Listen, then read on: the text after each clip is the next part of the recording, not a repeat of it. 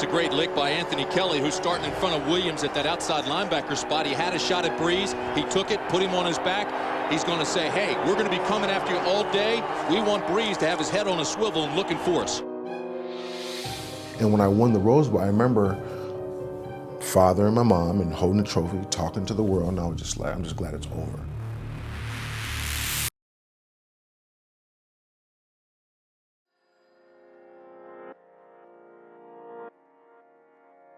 You don't see too many of him walking around. He's like a big grizzly bear come in your house. Like, you're just gonna let him, you're gonna actually leave the house like, oh, it's a grizzly bear in here. Tony's a lethal weapon, but he is such a happy-go-lucky guy. You push the wrong button, man, we turn into killers. I never needed AK because I ran with my own circle, but he was always there looking over my shoulder like, man, you know. But in this situation, this dude was like really the bully, like, yeah, I eat weights, I do this, I do that. And I seen AK do like cartwheels and slap him and kick him at the same time, and the dude was frustrated because he didn't get to him. But he really never had no problems with the gang shit because everybody knew who he was. Like, he's just AK. I remember this guy coming in with a cut-off shirt on and just ripped to shreds. You know, probably the most in shape specimen that we had in that athletic department. And I remember thinking to myself, this dude cannot be in college. I couldn't believe how big this dude was. And everyone was celebrating his physical attributes. No one was even considering who the person was and what his intellectual abilities might be. Everybody was like, wait a minute. You, like, got invited to the draft. Like, you're not going to the NFL? Like, you moved to Africa. You want to teach English? You supposed to go you sacked Drew Brees in the Rose Bowl. But he chose a different route.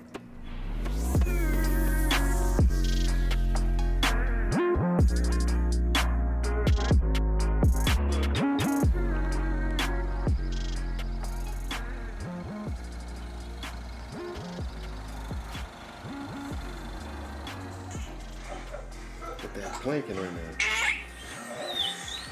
Look, instantly chewing on the blocks.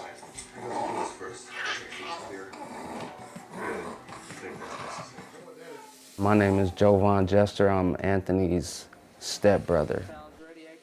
We like basketball, we like bikes. He liked to wrestle. He liked to joke around. He liked to fuck with us all the time. Out here, you can't hang out in the front yard. You don't hang out in the front yard. It would be tough to walk down the street by yourself, especially not being part of a gang. You would either, out here, you have to be, I would say, a gang member affiliated to or know somebody. You would have to know somebody in the neighborhood just to be walking around, or you have to be an athlete. Those are the only ways you can kind of get around certain altercations. And I would just tell people either one, they knew me from basketball, or hey, that's AK's little bro. So, and if you don't have those type of things, you're gonna have some problems. How did he become a sensitive guy, a caring guy, a vulnerable guy? I think it was in him all along. What's interesting about Anthony is you can look at Anthony, the grown man, and see Anthony, the child. There is a childlike wonder to him. There is a childlike vulnerability to him that never got completely masked, never got completely swept away by football and the world and the culture in which he finds himself, that you shouldn't be vulnerable if you're going to be a man's man. Wait a minute, are we make it take it? Because I made mine. I make it take it, you lose. It's the right ball!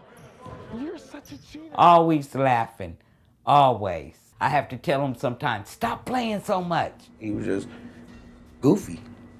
He just happened to have the size. The first touchdown I ever saw him do, he had 2 kids on his back, and he literally carried those kids right across the end line. And his coaches, I mean, adored him. No matter what he played, he was like this anomaly. He was just like this phenomenal athlete from very young. Track, basketball, football, like, he was a monster. I literally watched him run the 100-meter hurdles, and he broke every hurdle. He was just gifted, had a body of a god, and just was like crazy, like a freak of nature. And the only crutch was him and his father. Seeing him and his pops get into fist fights, that was difficult to watch. To me, it was like, there's two big ass gorillas in here, these close quarters fighting, like what the fuck? But man, they used to bump heads. Those were rough times. A lot of my athletics that my family talks about and how I worked out is because of the pain. It was a pain exchange. The pain that I felt at home, I tried to cover that pain with the pain that I felt when I worked out. So that's why when people saw me working out and doing the 500 push-ups and 2,000 sit-ups every day and running 5 miles every other day just cause, it was because I was trying to get rid of that pain.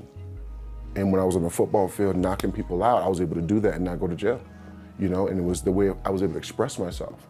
I just, you know, and now I'm finding myself, now that I've removed that hate, you know, I've been out of the athletic scene for a while because I didn't have that same tenacity, because I couldn't think about my father's stories because I let it go. And now I'm finding that this love that I've been receiving from my family and my community, it's like, it's refueling me to do something extraordinary again.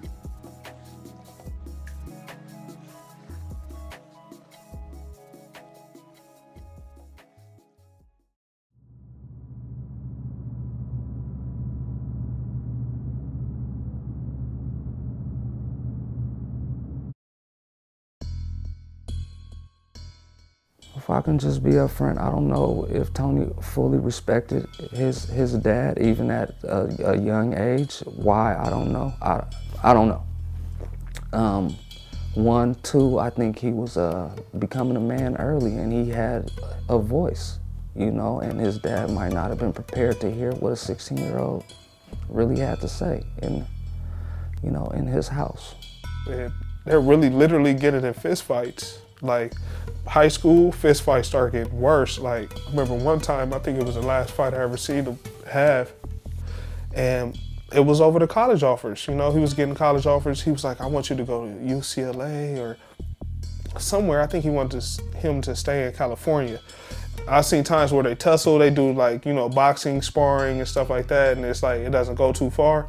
Like this time, it was like serious, like they were in real combat. Little AK was too much for him, you know, he's working out every day, football. Like, he's holding restraint because he really loved his dad at the end of the day. Tony was getting up to grab his stuff to go to practice, like, I'm getting out of here, he's crazy, this and that. And I'm like, yeah, so I'm in the hallway watching the whole thing.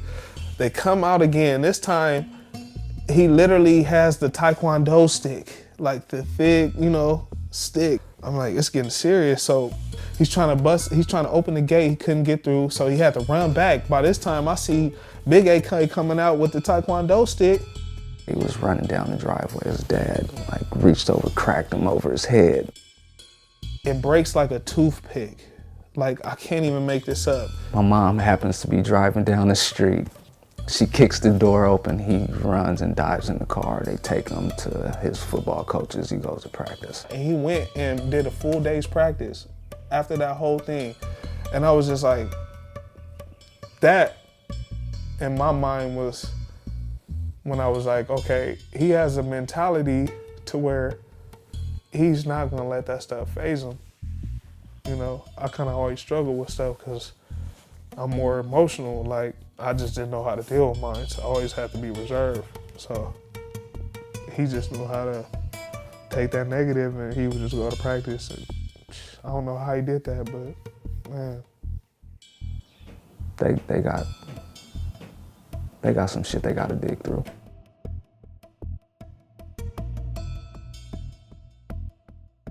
Ask me this, why would you want me to have somebody in my life that constantly lies to me? Because you're making it seem like because he's a father, that justifies it. Because he's your dad. No, that doesn't mean anything. He created y'all me. Can have some type of relationship. But listen, why would you want me to be with somebody that's toxic to me? I don't. I know, but I'm asking you though. But like right now, maybe it could. So let's through it. You're right, but who has to come to the table? Both of y'all. There you go, and I agree with you. I absolutely agree. So now, Maybe I have too much faith in him. no. I don't think your faith is misplaced at all. What I think is that you just genuinely want me to fucking reconcile with my father. That's it. And that's not wrong. But what I'm saying is, as I've investigated myself and my relationship with you, that's why I'm here, talk with Cynthia and everything else, because I believe in the investment here. This shit is not easy, going out and talking about the truth undeniably.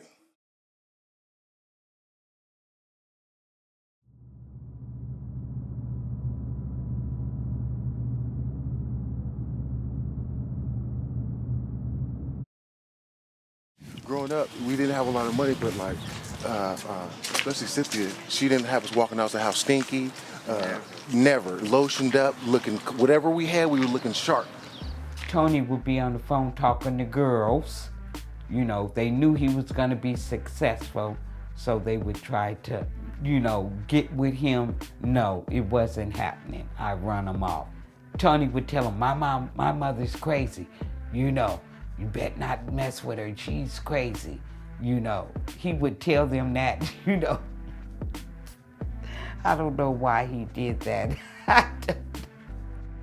You know, my mom kind of got it done at the end of the day, and she kind of like, you know, never really let us know like it was a burden, but we knew she struggled. She worked a lot of jobs, and, you know, sometimes lights would be off. Sometimes we wouldn't have certain meals. If we had spaghetti, we would have to, that would be for like 3 days. So, and with Tony, it's gonna last for 1 day. We called him the garbage disposal, and you know, I eat enough to survive whatever, it's cool. Shit, if he was still hungry, and I probably wasn't gonna eat it anyway, so it was nothing for me to give what I had to him. And he would eat all the shit that I wouldn't eat anyway. He's the vegetables, so. It was hard because it was only me. His mother and father didn't give me a dime, and I didn't ask for a dime. I worked every day. Man, we went through real tough time, but it's important to address all your issues, because it will carry over. Like, it's no getting around it. So, you know, the tears will tell you everything. You know what I'm saying? My mom had a lot of childhood things, you know, she explained to me as we got older, and I never understood as we was a kid, like why we were going through that and why she would express her emotions the way she did. But she had a lot of pain, and, you know, I started to understand, like, you know, it was hard for her to deal with it because she didn't know what she was doing. She just, you know, was figuring it out on her own, so. I used to be bitter and mean, you know, and stuff. And then I had to get to a point where I had to ask the Lord to remove that from me. My grandmother made my mother marry a white man because she thought he had money, gonna have money. She didn't want my mother to marry a black man. I'm the only one that's different from my brothers and sisters. When I found out that I had a different father, and I felt it in my heart as a child because I was treated different. You know, I was called names. Why are you so black and ugly and your sisters are, you know, pretty? We know that trauma carries across generations.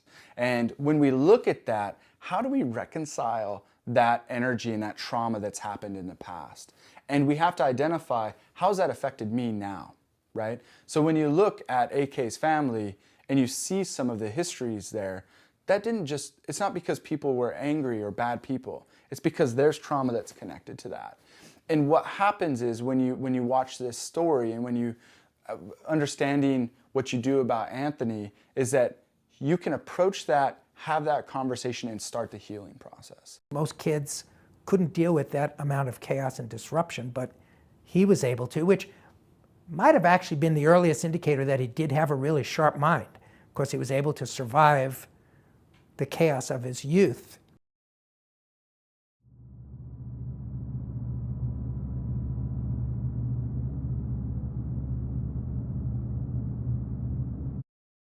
it started getting to the point where I started seeing my father in me, like flashes of like, I could see how he could want to hit a woman, but I still realized I had the choice.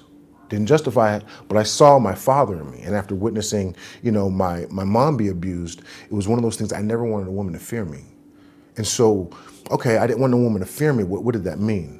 Like this whole resolution of conflict is so, it's like second nature for him. That's really because he's seen so much conflict. He had to literally learn how to do that, though. It wasn't something that came naturally to him. He had to learn through his experiences how to do that. His relationship with Kimberly, he almost lost Kimberly at one point. Kimberly and I and our relationship in terms of our foundation, I think has been integral in terms of my development individually and keeping myself accountable. It took years of working at it and not being sure that I could fully forgive him. It took years, and then finally there was a point where it just wasn't there anymore. It was a point where it went from the anger, the hurt, the sadness, because it was a sadness, it was a loss of like this purity of our relationship. I was one of the other women that fell in love with AK or Anthony or Tony or whatever, and he cheated and lied and treated me just like everyone else. And I hated that because I'm not like anyone else. And for you to do that to us, to what we created, it was just like, how could you? So that's what made it different for him, is that he came back and sat in the funk. He came back and just took whatever I could shout with hurt and pain, because I didn't mean to give it, but it was the pain that was there. And so that conflict, he sat with me and felt and just and walked through it with me until each day got better, one day at a time. And then eventually I woke up and I wasn't as angry. I looked at him and I loved him just as much as I did before, and now more so, because he was there during the hurt, and he was there during the hard times. He was there like when I wasn't sure. And so it was him coming back and sitting in the funk that really, for me, helped. Kim was my last chance.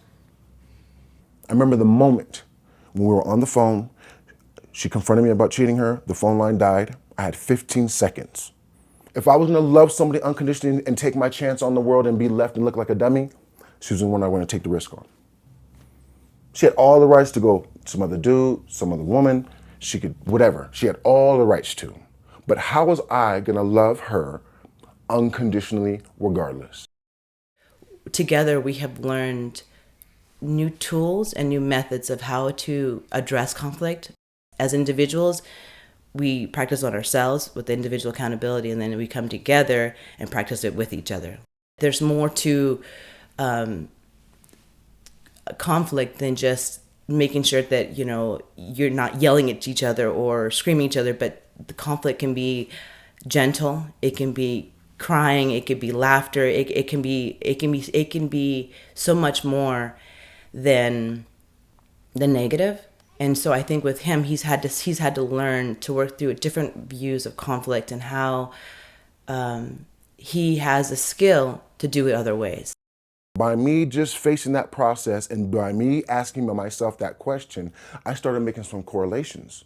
Because our communications, by sticking in fights when we didn't have answers, all those things, oh my God, I go out into the world, look at that conflict and how my patience and my compassion for other, it rolled over. And so a lot of people think about my effectiveness in my work as when I did outreach in the community, when I'm doing workshops overseas, when whatever I've been involved in, whatever people witnessed, that, whatever genius you saw, was a direct result to me confronting the conflict within the relationship with my loved ones. And that's straight up. So when people think about AK and they try to put me in this pedestal, pump your brakes, literally you could do the same thing. You look at the gaps in your heart, you look at the things that are giving you trepidation, you learn to sit in those things and face why with yourself. That initiative in yourself will has a direct impact on whatever you're doing.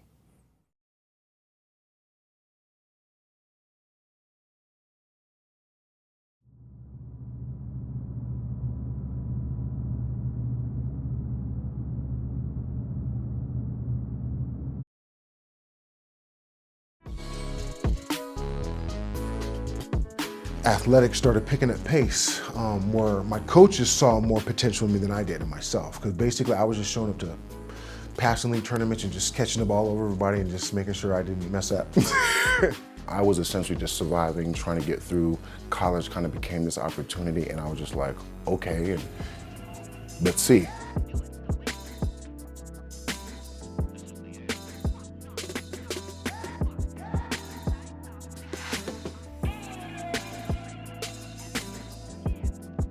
I love the fact that he got the opportunity to play ball because it was a stepping stone for other things he's been able to do in his life. But that, again, was a blessing and a curse because they give those young men so much privilege that they feel like they're invincible.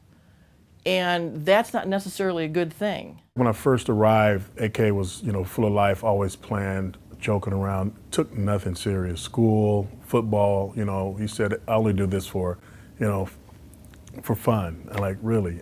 Just for fun, huh? You're out there every day banging your head for fun. You're not taking it serious? Nah, I don't really care about football.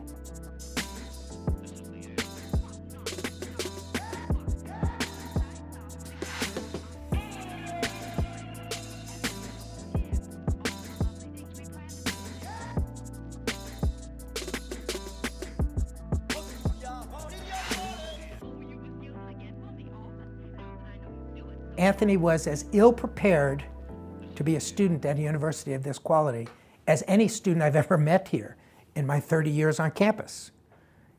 He didn't know how to study. His writing ability, his vocabulary, all of that was nascent. His athletic ability was off the charts. They're spinning, they're driving, they're coming hard off the corners. Here comes Kelly. At first, I thought he wanted to play football, but that was his father's dream. He doesn't watch football, he doesn't care about it, I got to football and I really wasn't a football fan. I just happened to be gifted on the football field and I was really looking for something else. And then going to the Rose Bowl. This is the granddaddy of them all. This is the pinnacle of my life, everyone said. And I was like, man, I got to be careful about what people say is going to be important to me. Look at the arms on this guy, but this thing is heavy. What would you say, 50, 60 pounds, 70? 75, 80 maybe. You deserve it, though. You have a good time. Celebrate with your teammates. I appreciate it. Thank you very much. All right. Anthony Kelly, his mom and dad right here. How are you guys? You got to be very proud. I'm very proud of my son. I can't explain to you how happy I am for him, This is great. I'm just happy. Every time you look out the kitchen window and see the Rose Bowl, you remember this day. Yeah, he's waited all his life to be here. Tony's really played hard all his life to get to this spot, and he finally did it. I'm very proud of him. Congratulations, you guys. Go have a good time. Go have a party. And then also, I had some other things like watching Curtis Williams pass away. That was traumatic. To see a close friend of mine hit, his neck get broken, and for him to pass out in front of me on the football field. That was traumatic. And then for him to die a year and a half later. That was like, I could lose my life. Do I love this sport that much? I was like, no.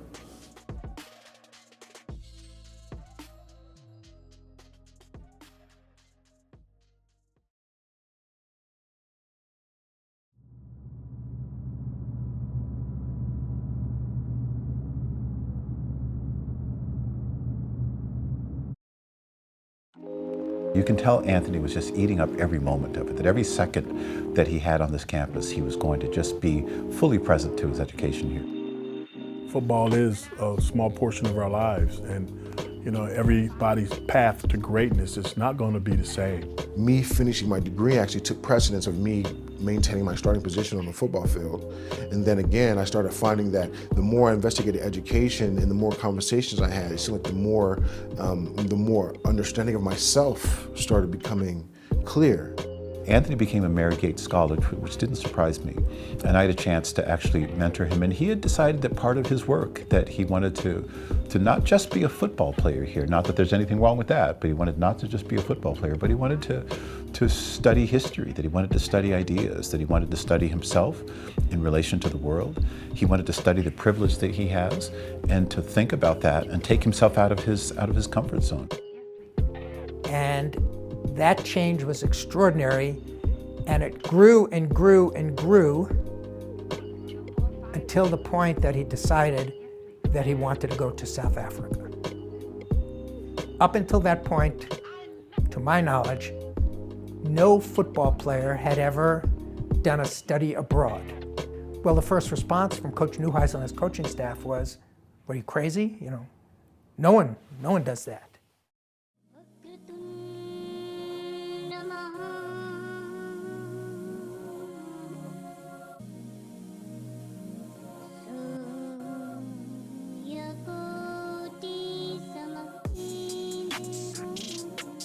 South Africa was in the midst of finding its own identity, in the midst of a truth and reconciliation process, in the midst of forming a new constitution. So in many ways, it didn't surprise me that Anthony would go there and begin to form his own new constitution. The political transformation from an oppressive regime, 500 years, to the new dispensation of democracy, even though it's really young and really raw and going through growing pains, one has to come to this sense of how does one reconcile one's past in order to move forward in the future. And I think what I've been hearing from Anthony is, what are the tools necessary? What are the narrative tools necessary for one to understand their own story? Being in, as a Division I athlete coming out of the projects and not really understanding the capacity of my privilege and power, I needed a disruption that was outside kind of the traditional norm. And when you think about internal revolutionary change, you have to be responsible for that. I don't know what happened there, but when he came back, he was completely changed. He knew without a doubt. He called me and said, I want to help people. I don't want to go pro. And I said, that's a beautiful thing. His dad was highly pissed. First of all, I have to be honest. I thought, man, this guy's going to the pros. He can help a lot of people. He can help his family. He can make millions of dollars. But he lost his passion for playing football. And so there was no reason for him to continue. When he came back from South Africa, we were just capping on each other, like just going hard. And like, I said something about South Africa. I said, man, you didn't really do nothing down there, man. That ain't nothing. And he looked at me, he almost teared up. And then like, left the room. You know what I'm saying? And that's when he actually moved out.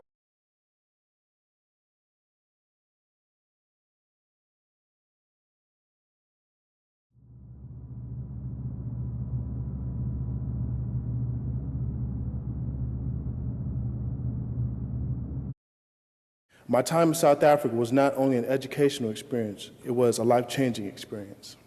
I spent most of my time in Gugulethu, a local township. I volunteered my time helping feed the poor, play with the needy, and comfort the distraught. My life was much been like those within the townships, but I must admit their hardships are to a degree worse than mine could ever be. However, there are aspects of their lives that are much better, and this showed me the spirit that lies within South Africa. More often than not, the townships are viewed as a place of violence, hopelessness, and disease. I have witnessed these firsthand. I have also seen the importance of kinship within the community. If one is in need of food, thy neighbor will open up their heart and share what little they may have.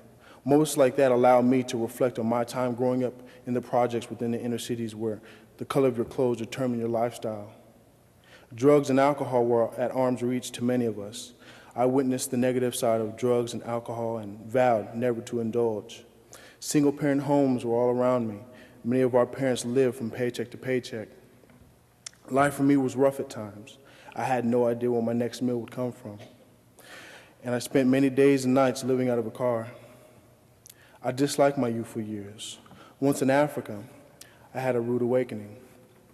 I realized how much I, as well as others, have taken life for granted. Even though many of us have experienced hardships, we oftentimes lose sight of blessings that are bestowed upon us. I thank Desmond Tutu for providing this example to me and to all of us. Thank you.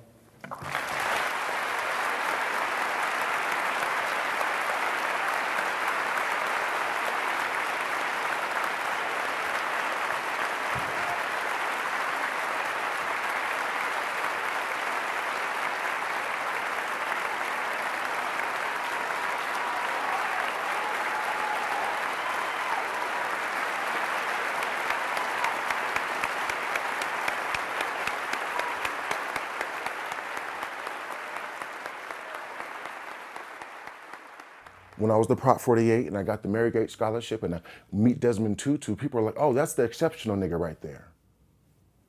Mm-mm. And I had to take responsibility for that pedestal people put me on. I had to break my own self down because the system wasn't gonna allow me to. They literally were convincing me that my shit don't stink. I didn't go into the university and the first thing they go, oh, let's address your trauma to make sure before you get on the football field, you're not making no correlations and you don't, we want to make sure that you're a whole person. That's not what they said. They saw that I was in Pasadena, my grades were super shaky, I was a decent dude, but I also was very effective when you said hike. Whether it's catching the ball, chasing somebody down, I had specific skills that contributed to the bottom line of that institutional framework. Straight up. Now, they did shoot me some opportunities, but it was literally up to me, and that's the catch.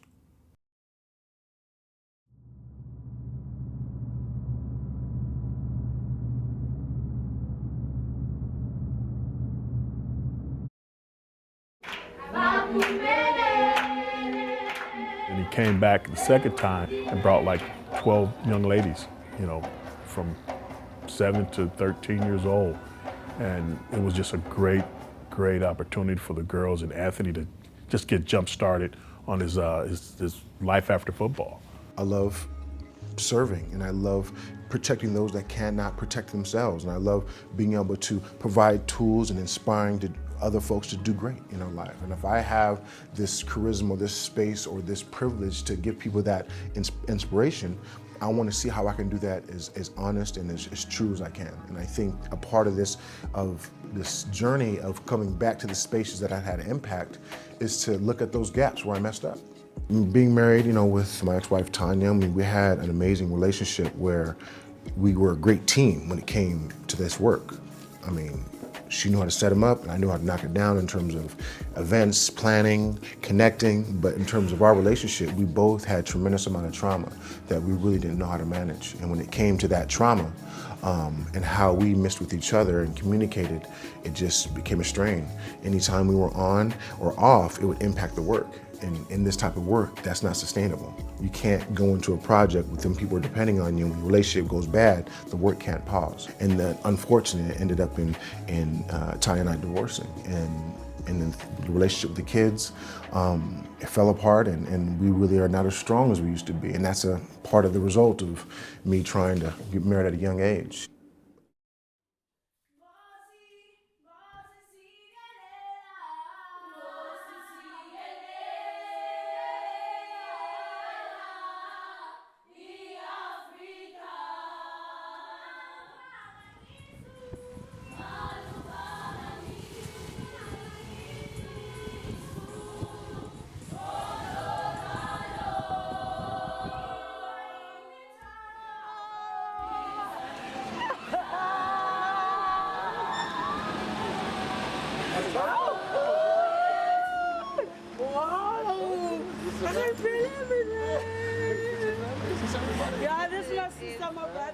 We said we're going to come to South Africa.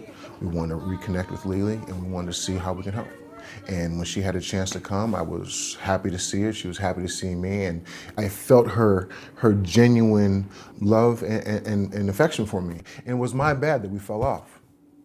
And so how do I take responsibility for that? So when I look at my space now with her, I'm not just giving you cash. It was important for me to model.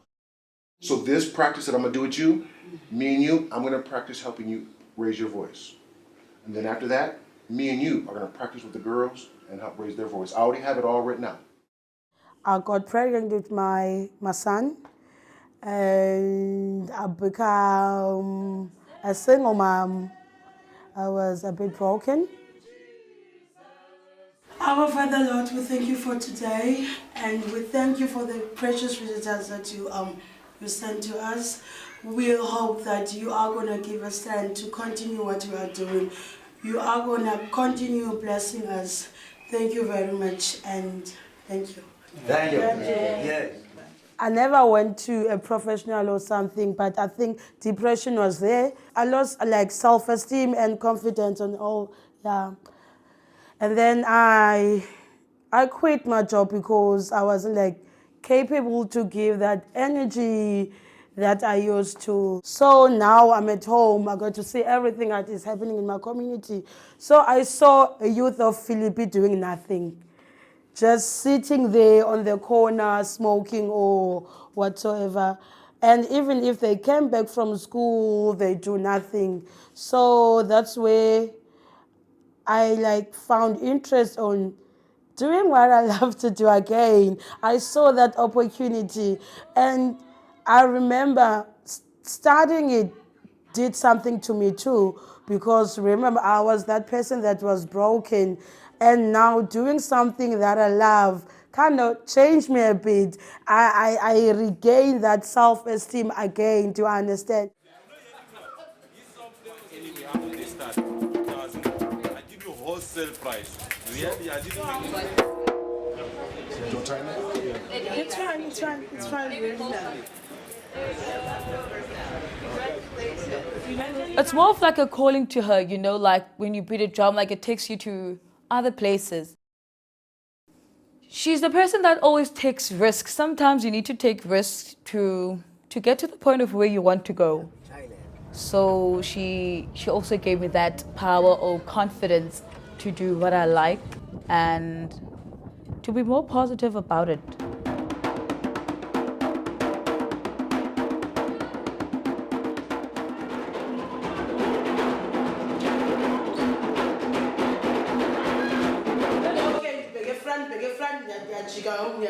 Guys, my squat in. I look at us, I look at us, squat, I look at us, I must be a sit into my squat.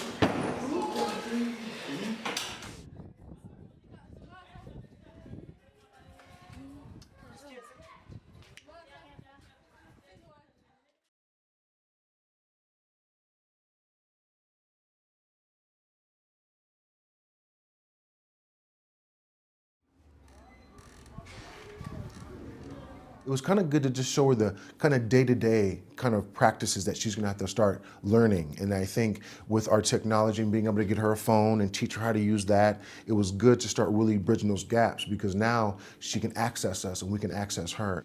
If you come from nothing and you have anything, you're only used to scraping things together, to assume that you're gonna have resources to really carry you on, it's like, that's a mindset. And to know that you have resources to think outside the box, because thinking outside the box can be expensive. And if your family can't afford to think outside the box, you can't afford those type of ideas. So you cut them shits off. You're like, I can't afford to allow myself to go that far because I can't afford it.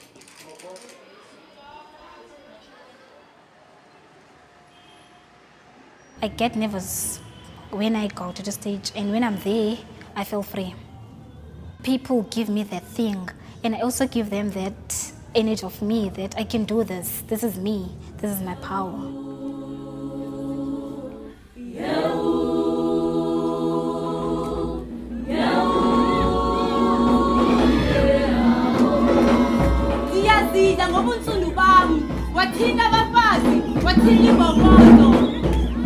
One thing men will not admit is that they are not good at talking about their problems as women are. This needs to stop.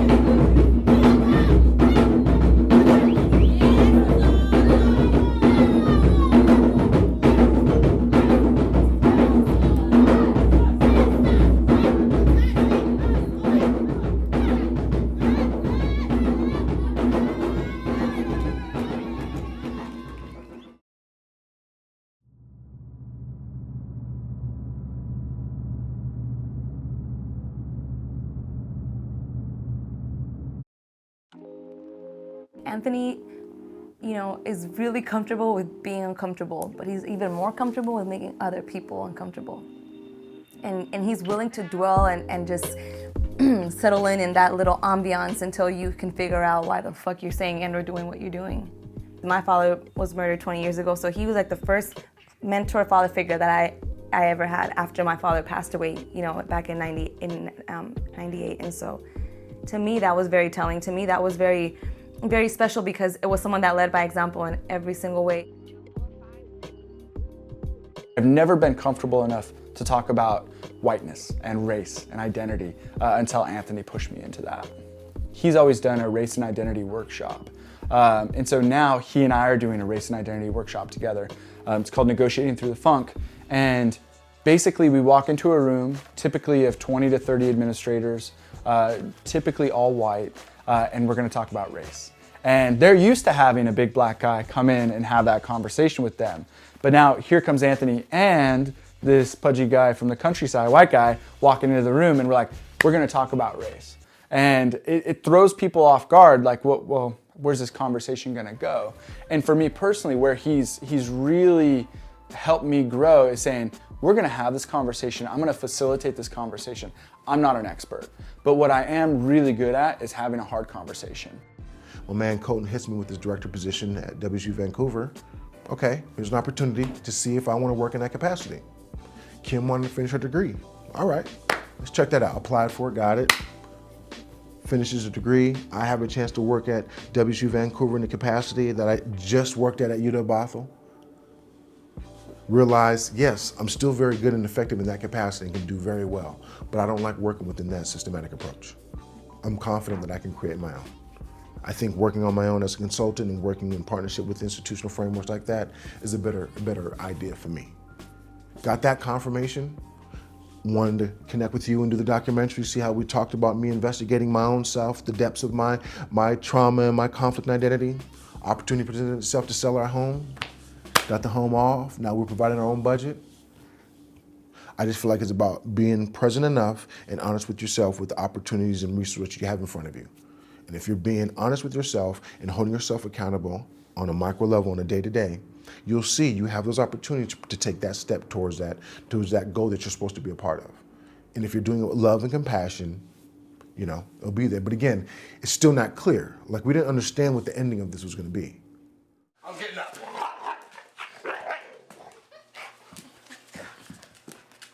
I'm getting up. Okay, I'm sorry. Give me love. Give me love. Just kidding. I got you now. Give me kisses. I think that he is in a constant evolutionary process, and that is taking them to be more spiritual, more thoughtful. It's wonderful to see.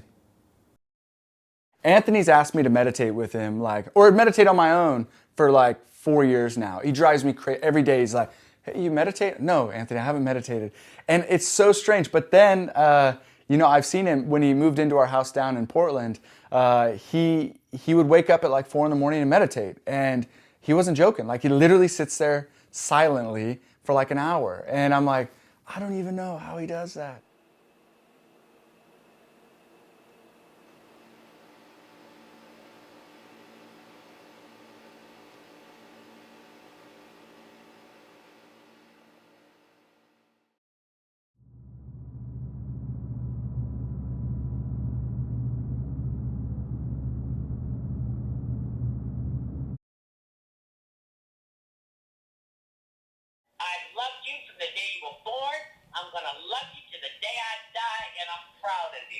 Thank you, Uncle. You keep doing what you're doing and keep your attitude the way your attitude is because you're a decent. You are a decent young man. And I love you. I love you too, Uncle. Don't let his ignorance tarnish your sunshine. That's my brother, and I love him. But his ignorance gets in the way of trying to keep it real, trying to keep it honest, and he has to deal with his own demons, and nobody's going to be able to cure that unless he wants it to be cleaned up. Sorry. God will find a way to send the message. Keep the faith.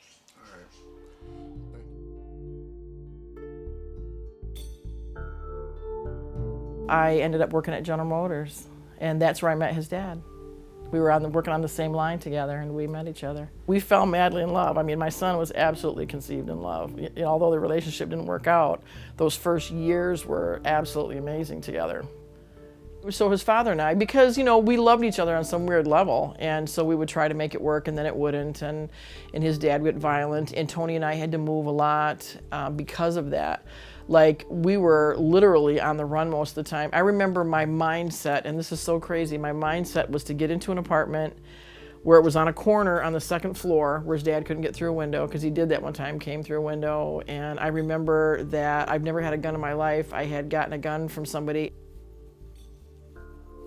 And I would literally sleep on the floor. Like, we would move so frequently that the first thing I would do was make sure Tony had a bed and furniture in his bedroom. And his bedroom was always the first room that I fixed up. And this is just a weird mental you have when you're going through this kind of stuff. And that was the big thing, getting him in a bedroom. And then I would usually sleep in the living room on the floor, and I'd have a gun under my pillow. And, you know, you half-ass sleep because I'm always, you know, you're always on high alert. It's weird. You know, when I think back of all the stuff that I did, I think, I don't even know how I got through all that. It was so crazy in my life, you know. And this is not in any way bashing his father at all. You know, he had his demons as well, you know, as we all do.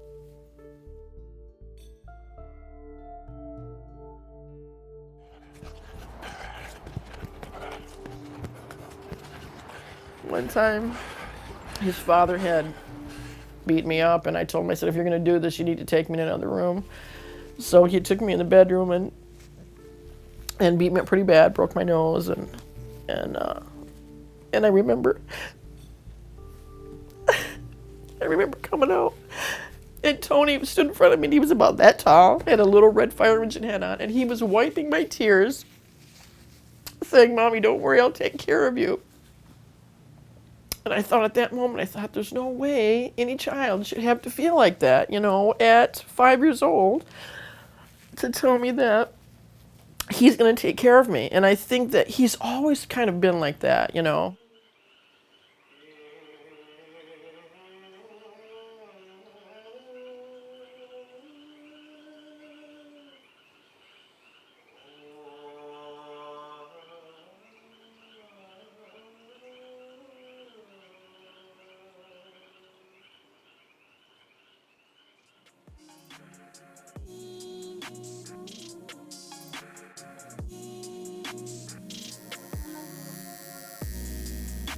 That's the same pain that I used when I used to work out and I used to play football. Now I used to exchange seeing my mom being hit, then going to the football field. My energy to be able to hit somebody and not be punished. That shit just pours out of you if you just fucking face that pain. That's what that motherfucker, that's why he hasn't called me. Because that motherfucker's running from the pain. You can't run from this shit. And then when you face it, yeah, this shit is overwhelming. It's overwhelming.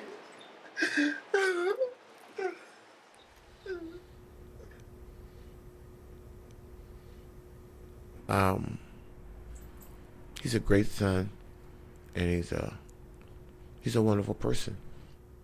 And I wish I could just say out loud, it's fixed. No, but like we got to work at it. We didn't talk for almost a year. You know, Philadelphia was calling me, just come and tell him to come and catch a flight. You guys come together and let him check out the facilities, let us talk to him, and if he doesn't want to play for us, we'll understand. Tony didn't even want to go. As you well see, he still got this stupid braids. That's him right there. And Tony and I are very sensitive, and I know he gets that from me. You know, he gets that from me, you know, and I'm that way. I'm very sensitive. That's why I stay to myself. You know, I don't get close to a lot of people. We're two dominant forces, you know. And we get that from my dad and my mom. Being my dad a Marine, he took no shit. And me and Tony has that same attitude. And my mother, she was worse than my father. Maybe that's why I'm the way I am, because I see how that was with my mom and dad. You see what I'm saying? I don't want that, you know? And I do have a better relationship. I do have a better camaraderie. I don't want to be in a relationship where I've got to put my hands on that woman. Because you put them on there, you know what's going to happen. So I think you hit a good point. That's why everybody in my family does that. We're comfortable there. We're raised there. We're comfortable there. And there's nothing we can do. And like I tried to go outside the box, didn't work. It was destined to fail.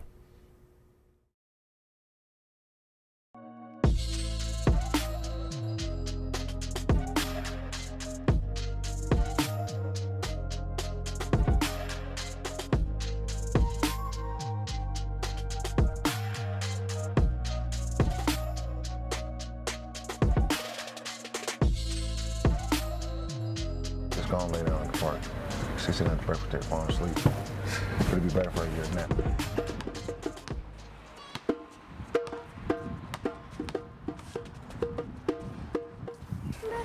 So we all came together and we were trying to figure out what we could do for you to show that we appreciated you for the 30+ years of service that you provided for our family, the sacrifices that you've made with us growing up, helping Tony fill a void, you know, helping him get through college, giving me the courage and the strength to go to the Army and be strong enough to make it through the war, for Wash turning out to be a stand-up, strong individual.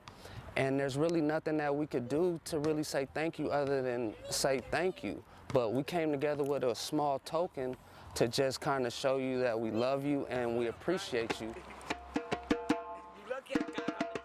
God blessed me with boys because a girl I don't think I could have raised because I'm too strong. Tony is just like his dad, but he was fighting it. He did not want to be nothing like his dad, but in a lot of ways he was, and he was struggling with that.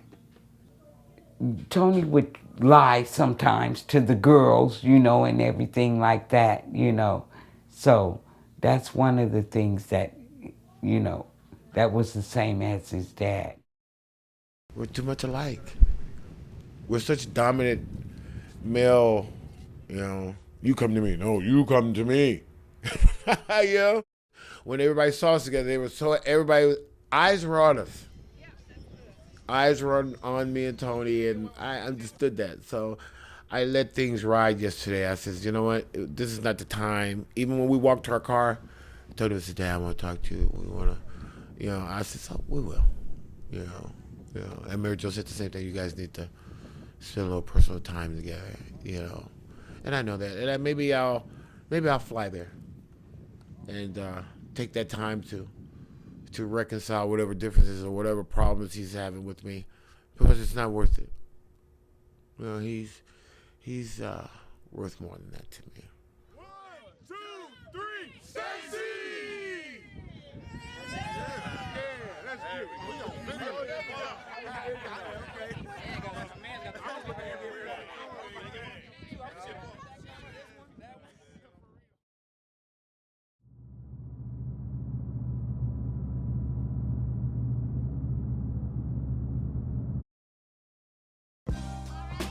We all have a lane that we desire to be in, and there's a narrative that invites us to stay in that lane, to take risks and reinvent ourselves. Involves a set of risks that don't always come natural for us. And so Anthony's story really is one that invites us all to step outside of our lane every now and then, in service to doing good in the world and in service to fulfilling our own lives. Today was the first time I seen him really get emotional in a long time, so I don't really see him emotional. I got to see him raw. You know, when you look in somebody's eye and really see that sincerity and at like really pure form, I don't know, it's kind of, to me that shows strength. So I'm learning by him going through these things. I can be Jovan, Tony has to be Anthony Kelly Jr. And I'm learning a lot from that too, because I have a Jovan Jr. and he plays basketball. He wants to be a basketball player like me, and I have to think twice, like, nah, figure you out. I saw what this plays out to be. You gonna get all the way to the top and not want to do it. And I would, you know, that would break my heart. You know, so let's just take that experience that I learned from Tony and his pops, and I'm gonna apply it to me and my son, and hopefully we'll get the best out of it.